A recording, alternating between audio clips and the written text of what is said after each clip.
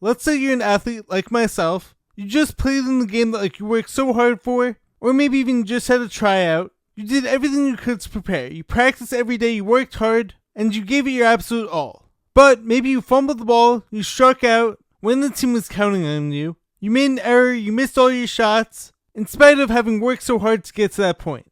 That's just the way life goes sometimes. It's not always going to be quote-unquote fair. The hardest worker doesn't always win, unfortunately, and you don't always make the shots that you're supposed to. Maybe you're someone who's in high school, so now everyone's laughing at you, or making fun of you for messing up in that big moment.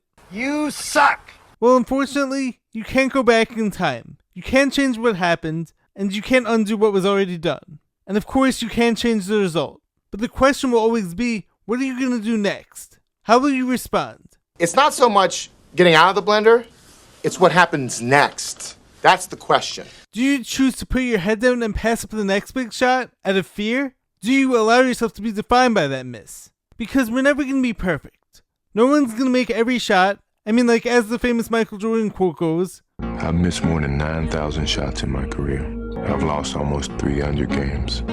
26 times I've been trusted to take the game-winning shot and missed. I've failed over and over and over again in my life. And that is why I succeed. So even the best in their fields are never going to get everything right. But the reason why the greats are where they are is because they don't stop when they miss. They try again and again and again until they get it right.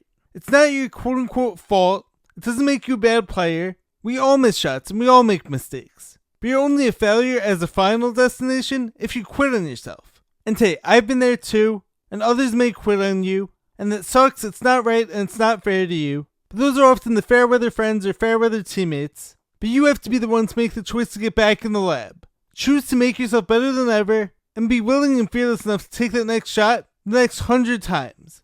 Once again, you can't control the end result, but you can control your work ethic leading up to it. How do you give yourself a better chance of that not happening next time?